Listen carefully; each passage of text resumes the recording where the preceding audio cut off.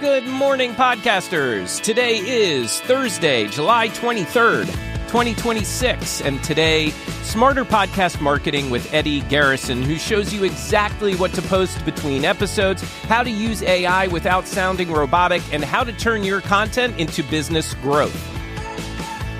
So if you're listening live on Clubhouse, hit the share button, top right-hand side of the screen, and share it however Clubhouse lets you. And if you're catching us via podcast, YouTube, etc., please share this episode with a fellow podcaster.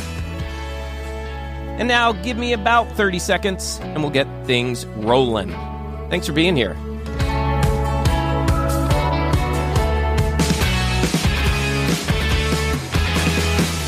The Podcasting Morning Show is powered by Ironic Media, helping podcasters launch, polish, and grow great shows. And by Content Creators Accountant, helping creators build real business behind their content.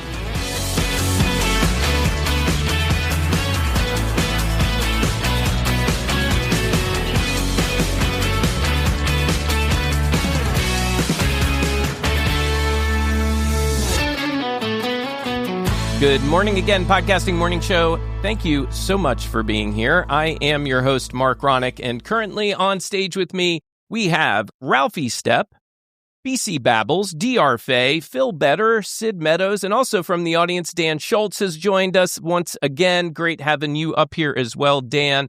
And we also have our guest here today, Eddie Garrison, who we will get to officially here in just a moment. Did I get everybody? I think I did. Okay, good. And if you want to learn more about all those people, go to podcastingmorningshow.com/people, and you can click on each member of the team and learn a little bit more about them and how to connect with them.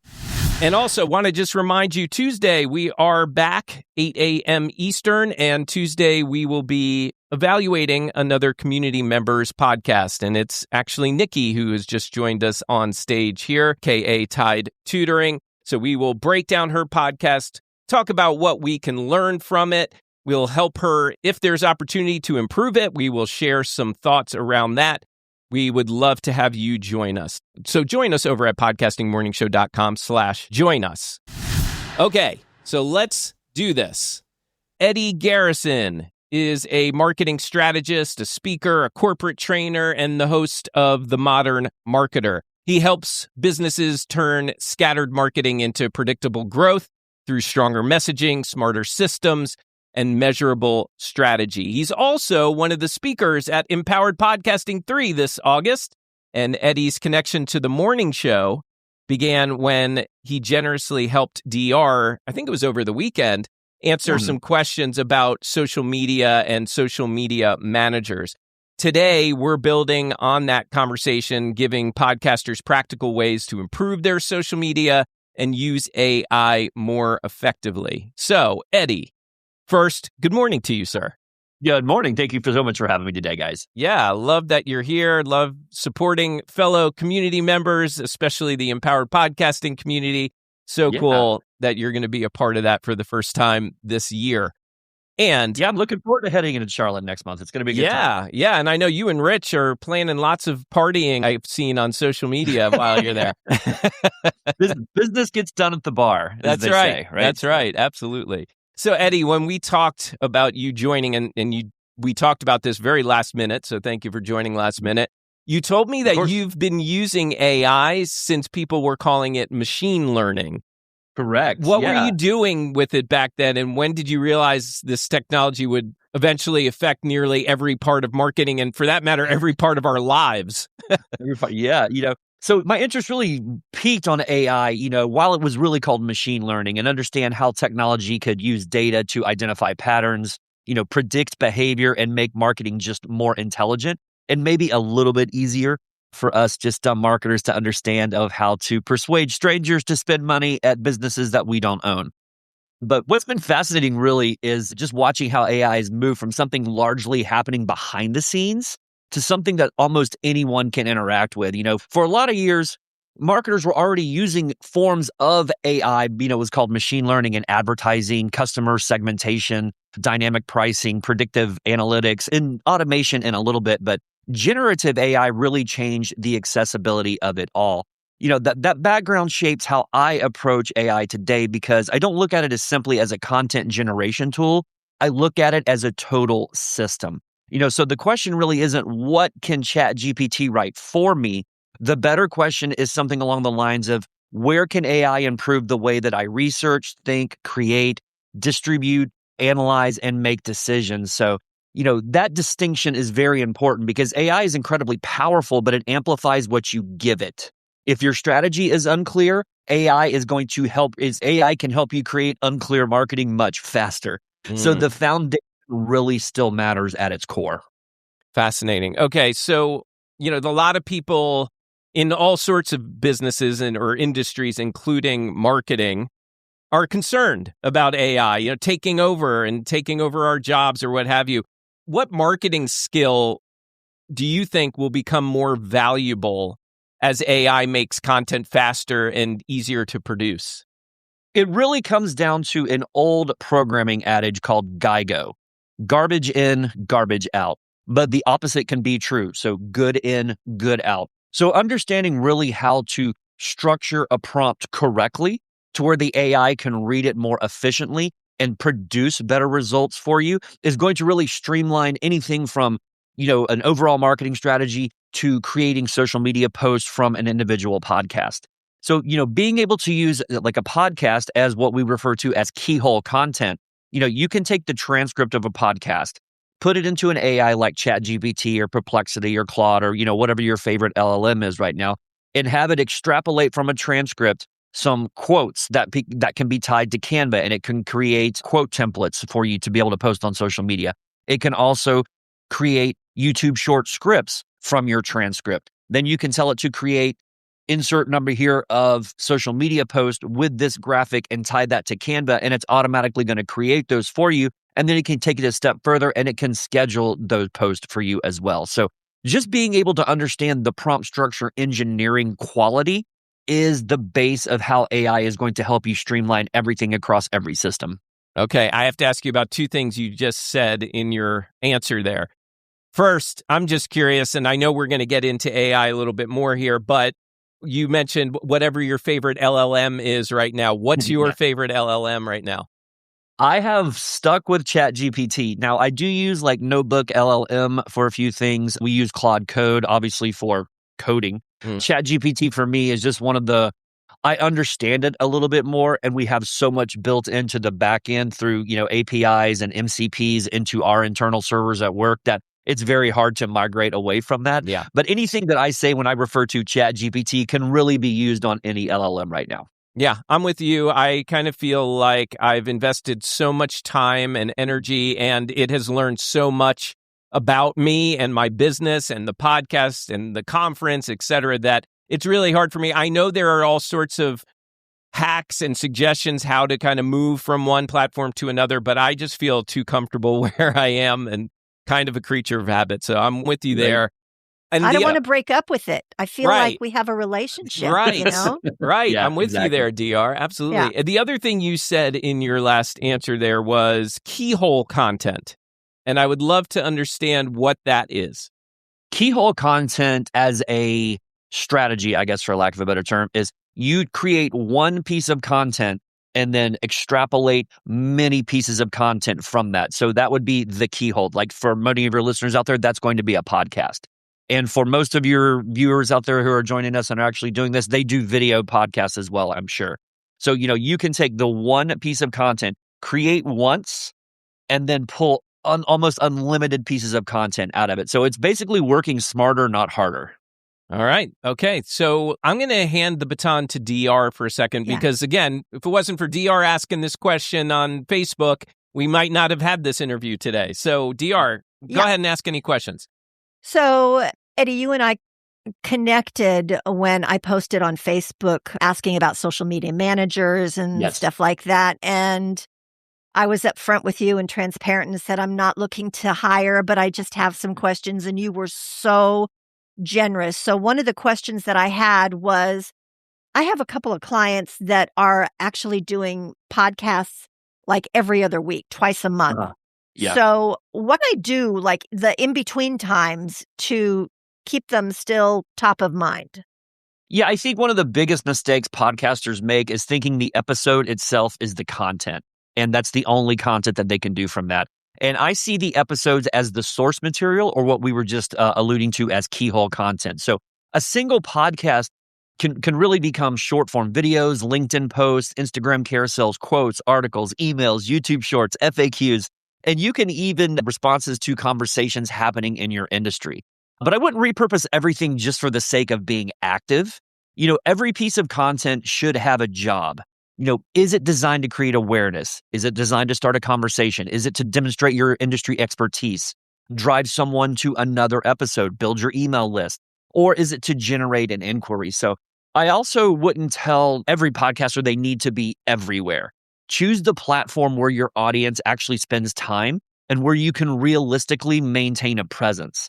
So, if your target demographic isn't 13 to 16-year-old girls that want to learn a new dance step, TikTok is probably not where you need to be.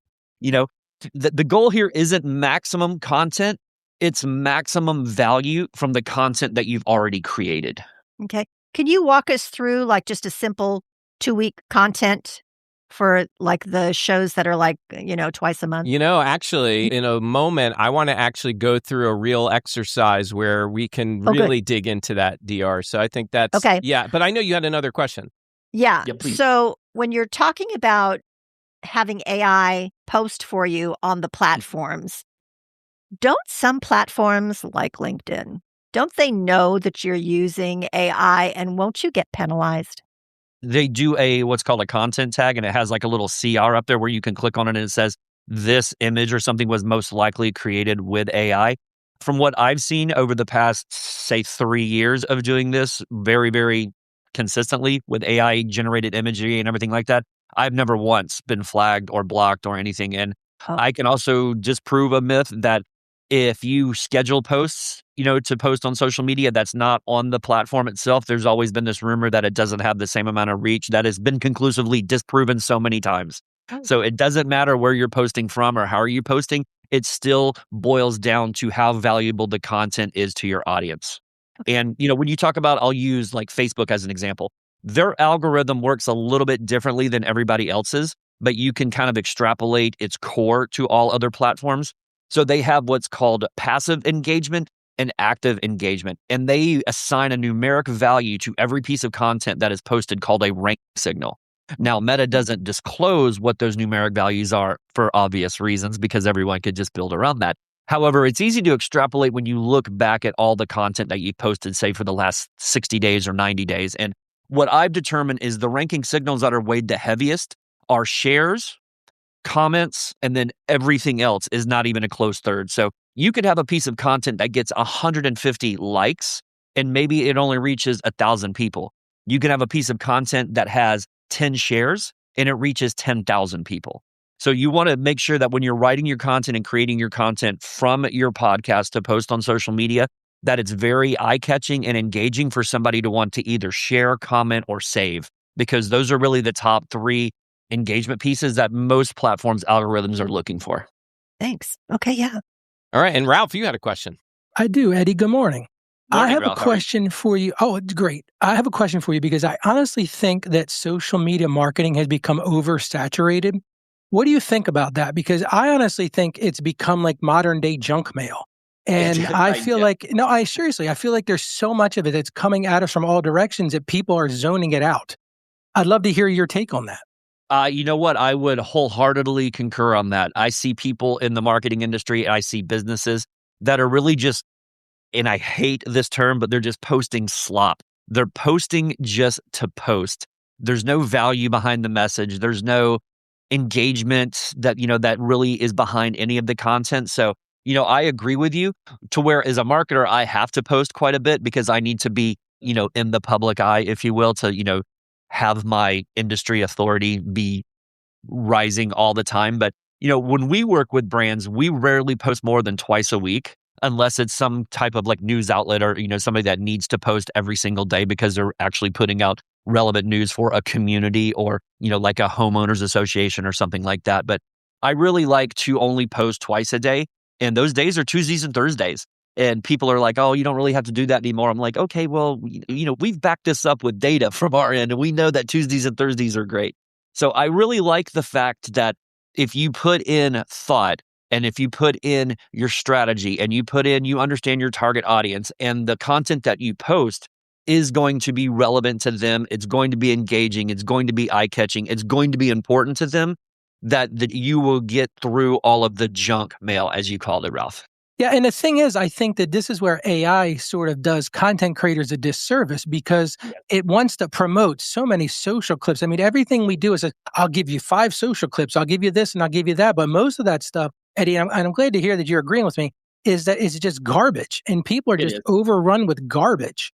And so I think what I hear you saying, and I'm embracing this in my own content world, less is more. Oh, well, 100%. And I'm always of the old adage of if you can say it in 10 words, don't use 15. Because I don't like, there used to be this thing where it's like everybody's attention span is that of a goldfish. I don't think that is true. I think our attention span has shrunk because of this slop and this garbage that's been posted. When you have quality content that resonates with your audience, that will hold their attention. Yeah, that's why doom scrolling exists, right? Because there's just so much junk, and you're just flipping through until you find the one that provides the right dopamine hit for you, right? It's the ones that are the most entertaining that you stop on. Yeah, I'm with you there. And and to Ralph's point, I'm sorry. No, go ahead. To Ralph's point about, doing a disservice to creators, it really has, because I think that AI affords us some time limit. It takes the time that used to have to create all this content, but everybody is using it, right? If you don't have genuine input in there, it's going to spit out the trash that we're all used to seeing in these doom scrolls. And, you can spot this stuff a mile away. In the fast-paced world, if it says that at the beginning, I know AI totally did that. And people don't even understand. They're copy and pasting this stuff, the responses from these LLMs. They're not putting any kind of personal touch. And they're not looking at the formatting. I can't tell you how many posts I see from major companies and big content creators that don't reformat the AI crap that they're generating from these LLMs. Yeah, you're telling me. I get so frustrated. I mean, even emails these days that I get from people, I feel spot the AI generated ones. And I'm not talking about from the spammers. I'm talking about from real people that I normally communicate with. And I saw one recently. I'm not going to call anybody's name out because I'm not that kind of person. I think it was Rich Perry in the audience here. I think it must have been Rich. It was not Rich. It was not Rich. But when they copied it from ChatGPT or wherever, they forgot to look what all they copied. And it said, if you would like for me to make this something else, and they posted that on LinkedIn. And I'm like, oh my God, what are you doing? Yeah. It's really sloppy. It really is. I mean, it's become the easy button for so many people. And I think that the automation of that has even made it worse. Yeah, yes, an easy button doesn't mean good button, right? That is true. Yeah. So if podcasters, I'm curious, since we're talking about social media, if podcasters' social content gets good engagement, however we want to define that, but their show doesn't grow, where would you look for the disconnect? I'm a data-driven person, right?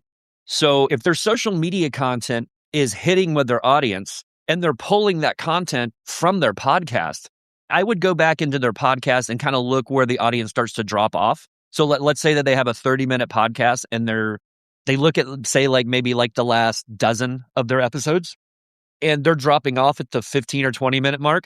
Maybe consider reducing your time of a podcast from 30 minutes down to 15 or 20 minutes.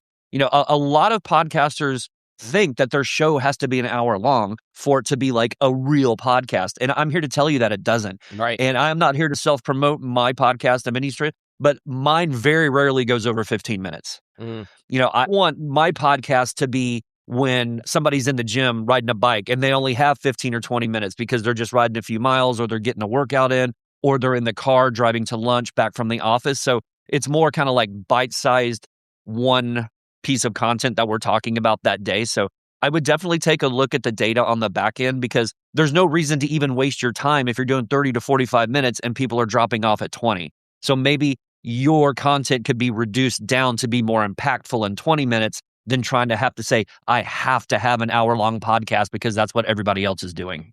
Yeah. All right. I know BC on Clubhouse here wants to ask a question. BC, stand by. I want to finish kind of talking a little bit about this social media stuff, and maybe that's your question too. So let me know in the chat what you want to talk about.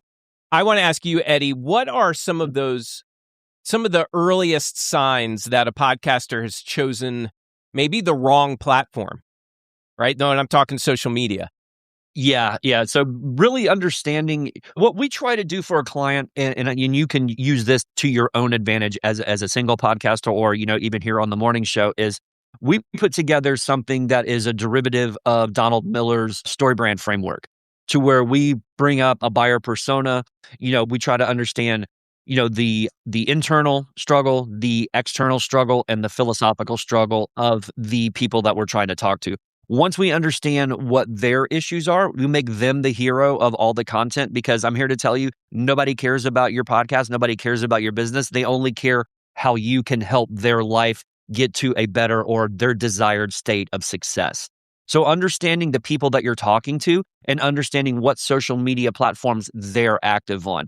Because again, I mean, if you're trying to talk to like business executives or C-suite, they're not on TikTok, they're not on Instagram, they're not on Facebook, they're on LinkedIn, and they're in their emails. So an email newsletter, for me personally, was able to help grow my podcast, because what I would do is I would add it in kind of like in the lower third of the main body content to say, and all of mine content is geared toward the same thing, what we talked to about earlier in the Keyhole content. So my newsletter for the week is going to be very similar to what I'm talking about in more depth in my podcast. I'm like, if you want more, click on this. So growing your email list, I always love that, because that's owned media. Your website is owned media. Don't build a house on somebody else's real estate, because Facebook goes down all the time. Maybe one day Microsoft doesn't want to do social media anymore and they'll pull the plug on LinkedIn. So all of your 500,000 connections on there don't matter anymore, because you can't contact them again. So, build your house on your own land. So website and email are number 1 and 1A to better help grow your podcast and just your business overall. Eddie, do you have images on your newsletter? Yeah, very, very few. I don't want the load time of the newsletter to bog down, especially if they're looking at it on a mobile device. Yeah, and if you're not good at creating images for an email, it can actually skew the way the email is delivered. Okay. And it will begin to know, especially Google with Gmail, it'll do something called clipping, and the graphic will not show up in its entirety. And then you run the risk of, you might actually be insulting people, or they may read it a certain way, and because the entire graphic isn't on there. So I use images very minimally. Thanks. Okay. Yeah.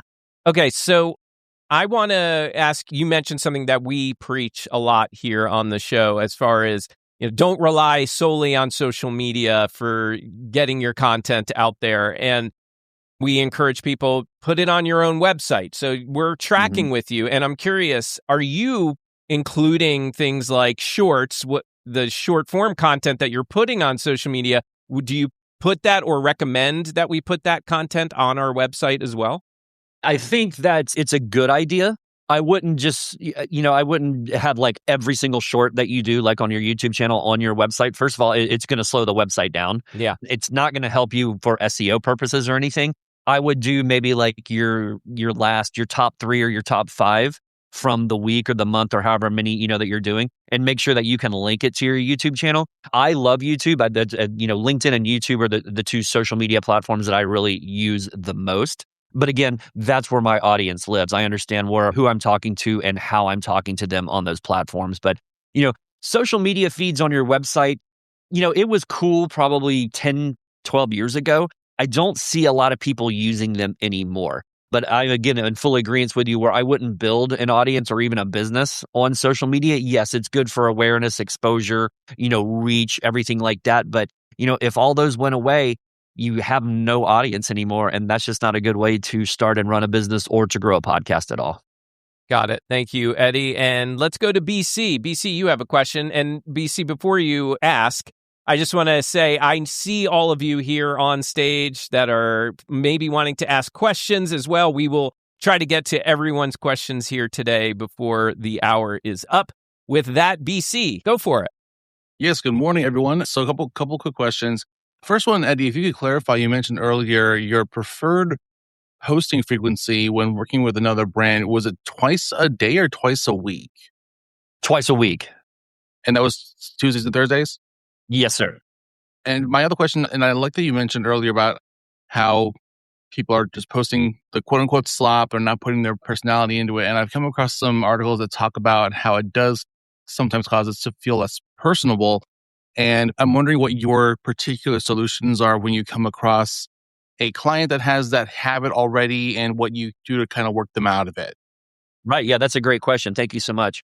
When we bring on a new client, we have an onboarding meeting and we ask them 10 very specific questions to come up with a buyer persona. And we do a lot of background on the company as well as the owner. And we come up with a language and tone strategy. And we leverage ChatGPT or, Notebook LLM, whatever LLM you'd like to use. And we generate what we call is a client profile. And in that client profile, it lays out exactly how the company wants to talk, how their tone and language strategy is. And more importantly, how we're using that tone and language strategy to communicate to their target audience or their buyer persona. So when we do leverage AI to generate copy, be it for social media posts, their website, their newsletters, it's pulling that information from that client profile. And that's coming directly from the horse's mouth when we do our onboarding meeting with our clients. So we make darn sure that when we are using AI to generate copy, it's pulling it from a good source. And it's not just pulling it from everybody else that's using ChatGPT or whatever LLM you're using. Because what people don't understand about AI is even when you're doing research, or if you think that you're creating original content on AI, you're actually not. It's going out on the internet and it's pulling information from anybody that's posted anywhere that has anything to do with that prompt that you're putting in. So the more context that you can put behind your prompt structures, the better the overall result is going to be. Love that. Thank you so much. Okay. Thank you. And I want to just remind everyone, we are going to get into more deeply into AI. So stay tuned on that. I just want to finish out this social media discussion. So if anyone has questions around social media, by all means, let me know and you can ask Eddie. But Eddie, I'm curious, we've talked a little bit about this here and there over the past couple months. What's working right now on social media? Yeah, and I'm not talking about dancing trends and all that. I'm talking about as far as a podcast goes, and if we're trying to promote our brand, our content, etc. What's really working? Because it used to be a few years ago, it used to be kind of that hard-hitting, I don't want to call it overproduced, but I'll just say very produced content. And I used to love making it. Like I used to be part of that trend, and I loved making it really pop.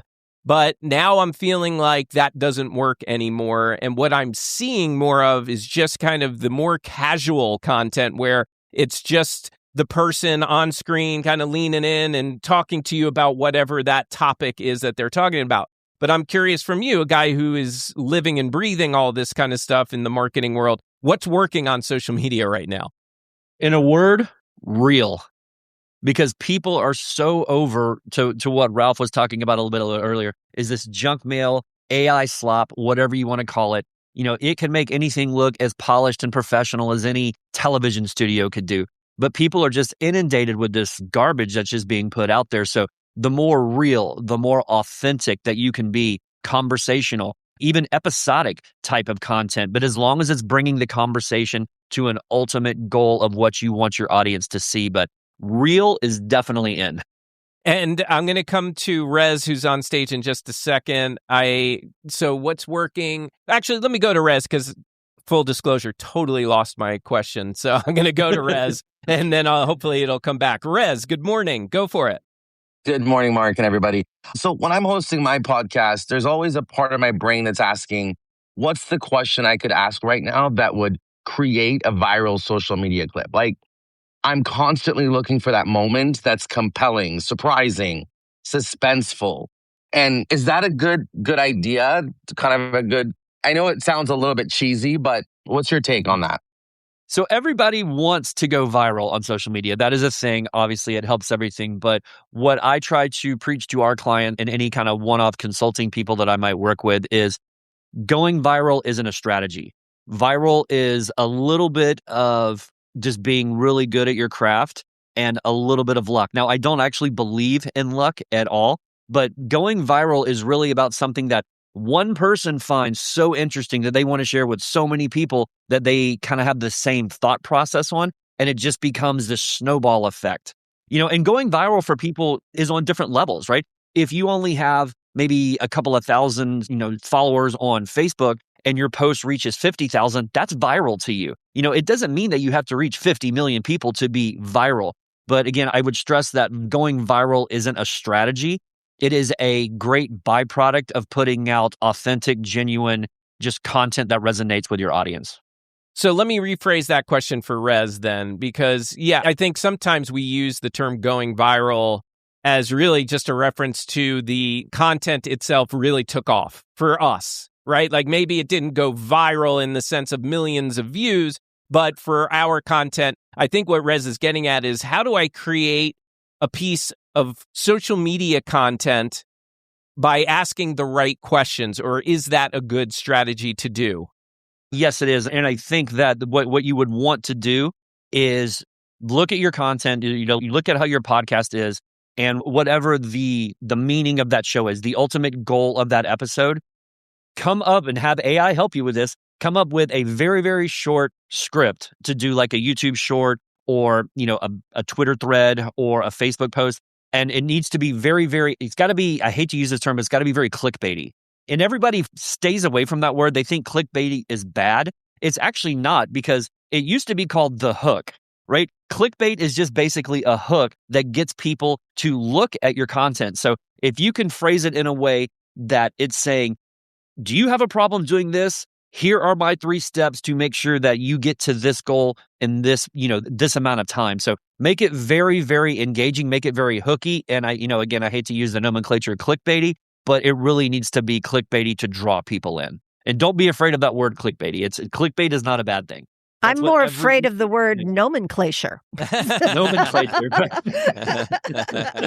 All right. Well, I think if we're done with the social media questions, can I jump in there real quick, go ahead. Marc? Thank you, Rob. Eddie, I got a question for you, because I think one of the things you're saying without saying it is the biggest problem with that virality thought is that you're not getting back to a clear and succinct marketing plan. And Correct. What is the point? And that's what I think a lot of people miss is like, okay, you can get seen by a lot of people, but if it's not driving back to the very purpose of why you're doing this in the first place, I don't want to steal the thunder, Eddie, but I think that's what you're really talking about. It is. Do you want to elaborate on that a little bit? Yeah. So being seen by more people doesn't mean that you're being seen by the right people. So if somebody is sharing your podcast that has nothing to do with what you're talking about, is that really a viral moment for you? Because it's not. Everybody should have a marketing strategy, even if it's just a 1-page plan that says, okay, here are my goals, here are my objectives, here are the action items that I need to do, here are the deliverables, here's who's accountable for that. That in a nutshell, that's the kind of like 5-step 1-page plan that everybody needs to have, regardless if you're doing podcasting as a hobby, regardless if you're running it as a business. Everybody needs an actual marketing strategy. And starting out with a 1-page plan is easy enough to get started, and then you can dive into deeper about building out buyer personas and an entire content strategy based on what you need to do in Q1, Q2, through Q4. But yes, to your point, Ralph, going viral isn't really about having more people see it. It's about having more of the right people see your content. I love that. Okay. Let's go back to AI, because we were dancing around it. And DR, I appreciated the question you have about, you wanted to kind of get a strategy for somebody who's a every other week podcaster, right? Let's build something that our audience can actually use. Imagine, Eddie, that I host a twice monthly podcast like DR was describing. I've got a finished transcript. I want to maybe put out content on LinkedIn and let's say Instagram, or actually let's use your favorite platforms as an example. I want to post them on LinkedIn and YouTube. And as a busy business owner, I have about an hour to work on all this. How would you structure that prompt? Okay, so I wouldn't immediately ask AI to write the posts. First, I would establish context, right? So something like, you're a social media content strategist helping market a twice monthly podcast for small business owners. Your goal is to turn each episode into educational social content that builds authority, generates conversation, and increases podcast discovery. Then I provide the episode transcript and detailed notes. And then I define what I wanted to be extracted. So you would also structure the prompt after that in saying, like, identify the 5 strongest insights, maybe 3 practical tips, 2 contrarian or thought-provoking ideas, and then maybe 3 moments that could create a conversation. Then I'd build the platform-specific instructions to say, for LinkedIn, I might want deeper educational posts with a strong opening hook and discussion-driven conclusions. For YouTube, I might say, create a 60-second single-host YouTube script, including only what the host will say from this transcript. So basically, you're going to take one giant create content request and create a repeatable process. And I wrote this down because I wanted to get it right. So it's context, source material, insights, content, platform adaptation, and quality control. That's a much more powerful way to leverage prompt structuring than just typing in some random thing that you can't repeat over and over again. So I imagine, and correct me if I'm wrong, but I imagine that even doing all of that, the AI still might spit out something that feels maybe a little bit too generic or sounds like a lot of the other AI posts out there or content.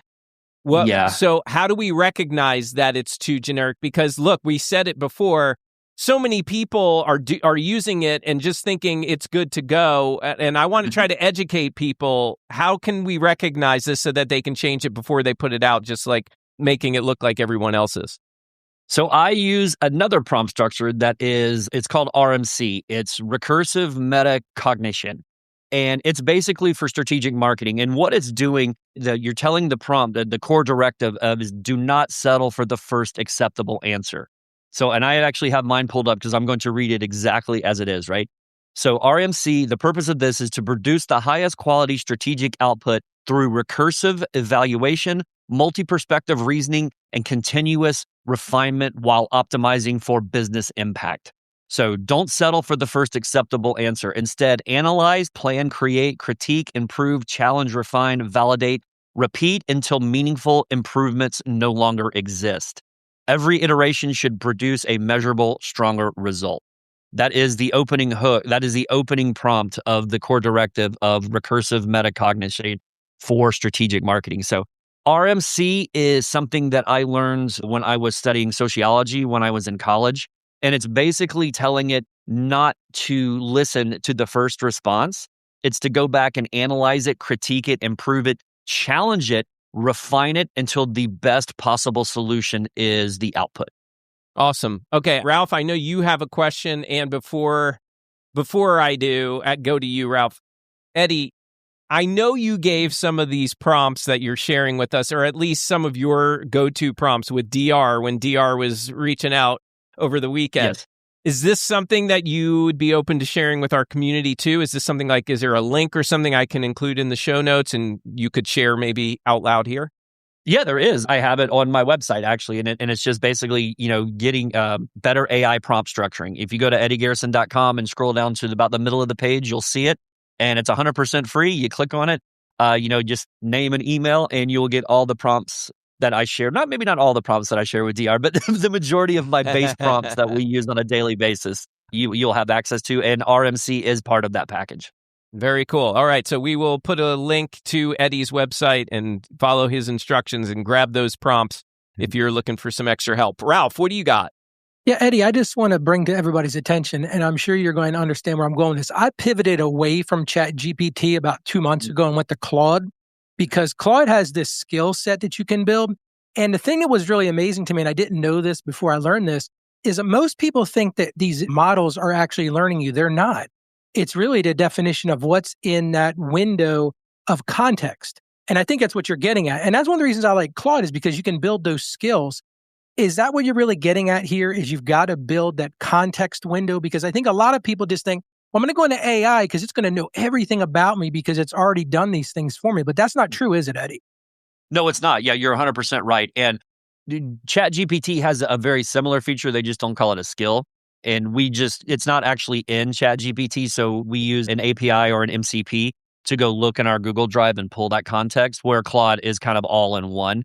But to DR's point, it's like, I don't want to break up with ChatGPT. We've been in this relationship for years now, and I would feel bad if I left. But any principle that I talk about in prompt structuring or being able to put buyer personas and context into your prompts, all of that is extrapolated into any LLM that you're using. But again, it's the responses that AI generates are only going to be as good as the context and the data that you put in, because like we mentioned before, if you don't give it context, it's just going to pull stuff from the internet that anybody can post at any time. And it's not going to be yours. It's not going to sound like you. And it's just going to create more garbage at a faster rate. That's all that it's doing. Okay, so let's get into that. Ralph, it's a great question because it was a great segue into where I wanted to go next here, because tools like Claude Coworker and now ChatGPT Work, right, which I've just started playing with ChatGPT Work, which my impression is from the limited experience with Claude Coworker, they're very similar. And these things can now work across our personal files, our apps, our connected accounts to complete multi-step projects. And I'm curious, how can podcasters actually use these tools to maybe save time, improve their marketing, accomplish work that they previously couldn't manage entirely on their own, or it took them a ton of time? And I'm asking you this question because, full disclosure again, I'm kind of intimidated by it. I don't know why, because my community knows me well enough to know I love using AI. I've been talking about it for longer than a lot of other people in this community have. Yet, for some reason, this co-work and work stuff makes me feel a little intimidated. So how can I use this to help save time, improve my workflow, etc.? On the saving time bit, it can possibly help you create scripts at a faster rate. I don't know if you use a script on your podcast or not. I personally do. No? A little bit. A little bit? Yeah. On the time saving, I really don't, because I don't work with ChatGPT Work a lot. Like you, I've just kind of stepped my toe into it. I have worked with Claude Work and Claude Code in that instance. I tried once I do my podcast very segmented, and I let it, when I hit the record button, I wait 5 seconds. And then when I'm done talking, I wait 5 seconds. And I've been working with ChatGPT and ChatGPT Work to see if it can edit my podcast for me to where I could just tell it to say 5 seconds before I start talking, 5 seconds after I start talking, clip those and then string them all together, because I don't really like the editing portion of podcasting. I don't know a lot of people that actually do, but maybe it can help you save time there. DR likes editing. I'll just send you my podcast and you can edit it for me. Yeah, I feel like, so what I constantly am told by other people who are using it, and actually I see Billy Thorpe is here in the audience, and he and I were texting last night a little bit about it because he's just gotten into it recently.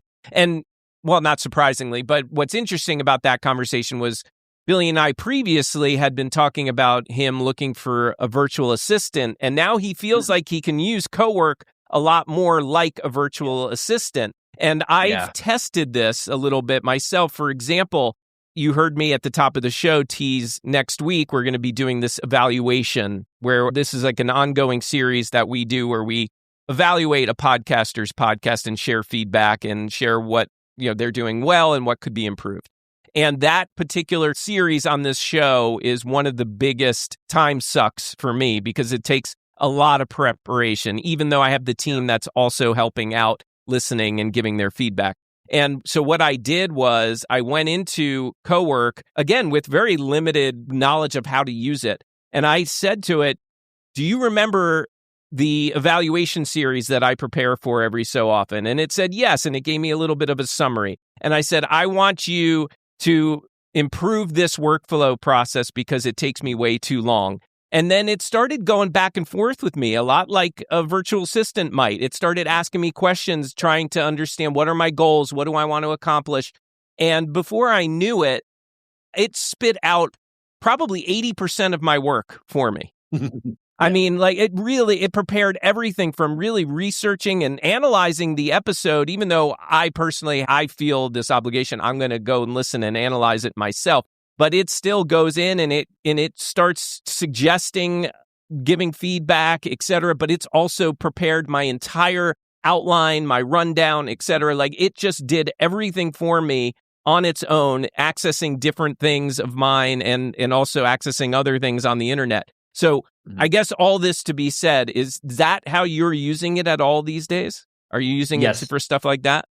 Yeah, oh yes, 100%. Because I mean, I do have an assistant at work, and she's great. Me but too. she also leverages her AI as her own virtual assistant, and we work in unison together because, we're working from the same LLM. We're working in the same AI agent, or we're working in the same customer project folder, in our LLM. So it's constantly learning from what we input into these folders and into these projects and in these agents. But it's also, using things that we run every single day to say, hey, go back and look in Q2's social media content. What was the highest performing content of May of 2026? What have you seen tail off in July of 2026? How can we bring that type of content back to be more engaging and ultimately get the customer to wherever that post is trying to get them, to guide them to? So, it's constantly thinking, and it also will just, you can run it on daily schedules. You can have time schedules.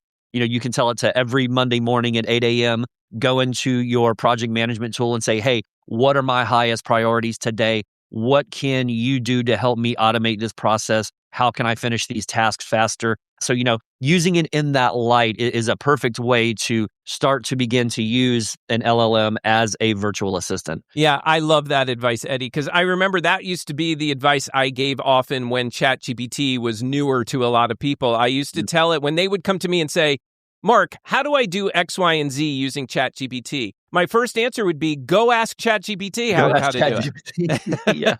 Right. And that's the same thing. So I think the lesson that I'm hearing and I'm learning from you here is just, if you're intimidated by it, just go in and start asking it questions on how it can help you. It might not be perfect with all of its answers, but it might then, what it's done for me is it's helped my brain get moving and starting to understand, oh, okay, I could do this, I could do that. All right, now let me play a little bit more. So I appreciate Hey, Marc, can I throw something in there real quick, though? Because you have to be careful what you just said, though, because so many people don't go back and read what it's giving them. So make sure when you do that, go read it. Before you let it post anything for you, before it sends an email for you, go read it, because I have gotten garbage from AI that got me in trouble with somebody also because I put something in there, I didn't realize what it said. So make sure you're reading it, because I've got a real life story about that. So be careful. And all I'm really suggesting is if you're intimidated to use some of these newer features like co-work on Claude or work on ChatGPT, instead of being intimidated, just go to it and tell it you're intimidated. Say, I'm intimidated to use you and I want to learn how. Tell me how we can work together. And it will work with you on that. But yes, great point. You also have to remember, AI is as dumb as it's going to be as of today. It's going to be smarter tomorrow. But, even these powerful tools that we use, and I use it quite a bit in my daily work, as a marketing professional, I will still see overlap. So I will be doing something for one client and it pulls it from some other complete client. So, to Ralph's point, you need to read this stuff. Don't just take it as the gospel, if you will, that it generates it and it's going to be perfect, because I literally saw it pull from another client's folder where I told it, to only pull from a specific place. So, even AI, machine learning, whatever you want to call it, you still need some quality assurance, and you have to look into this and go, hey, is this ready to post? Is this ready to send out? Because you don't want to come off and looking like, an ass, and you post something that's completely different. Hey, I'm going to go to Sid Meadows, who's been waiting patiently to ask or comment. And then Billy Thorpe's on stage. And since I mentioned him and what he's doing, I asked him to come up to share a little bit. But first, let's go to Sid. Go ahead, Sid. Good morning. Yeah, good morning, everybody. Eddie, I'm certainly energized to hear your talk at the conference in a month. So thanks for being here today. Thank you. So I just wanted to share 2 points. I started, like you, Marc, using ChatGPT Work this week. Yeah. And I gave it 3 website addresses that have attendees to industry-specific trade shows. And I asked it to compare those lists. And then I asked it to create the name of the company, the website address, the top 3, and identified the top 3 executives that I was looking for, to provide their LinkedIn profile, their email address, and which show that they attended. And it took it about an hour and a half, and it produced a really good spreadsheet. Now, there's a lot of information missing, which is fine, but it gives me a starting point, because I'm going to use this in our business, the Cloud Network. We're going to use this for some email marketing to reach some executives that we don't know. So I thought it was really, really powerful. So, just keep playing with it. But you do that as well. you do the same thing? Yeah. I didn't know that it would actually go read the websites. Yeah. It was cool. The other thing that I'm doing with farther too, when you're looking for email addresses, there's another tool called Hunter.ai. So if you can use an MCP or an API and have that connected to your Chat GPT work, Hunter AI, you can type in a website address and it will give you either the exact email or it will tell you the email structure of how maybe it's like first initial dot last name at. So that might actually help you get better results for the actual email for the people that you're targeting. Oh, that's great. Thank you. I'll go check that out.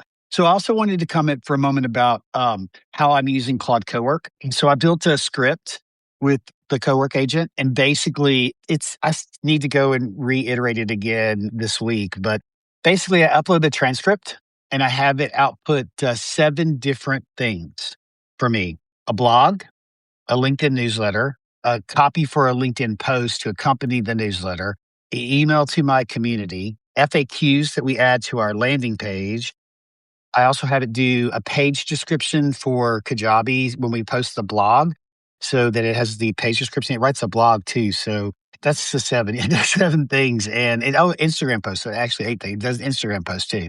So, and I copy that over put it in our shared folder. And then I review it. I read every word of it. I change it as I feel it needs to be changed, remove all the M dashes and all that kind of nonsense. And then I let my editor know that it's ready and she grabs the stuff that's important to her and then I take it from there. So that tool allowed me to redeploy my marketing assistant to do other things that were more productive in my business because these tasks she was doing, and it was taking too long. We were always Chinese fire drill on Sunday nights trying to make sure everything was done and it really typically wasn't done. And so I pulled that work from her and I gave her other work to do and decided to build this agent. And now I'm 4 weeks ahead with all of this content.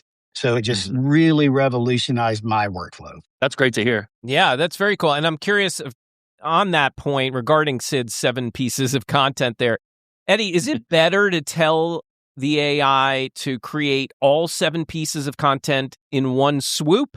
Or should we have it be building it one piece of content at a time? Is there an advantage one way or the other? I do break it down by platform specificity, just because I know LinkedIn posts can be a little bit longer than, say, a Facebook post can. And obviously, if you're posting to something like Twitter, you need to put the constraint of 280 characters, and then tell it, does it need to be a Twitter thread? And I will never call it X. I'm sorry, it's still Twitter.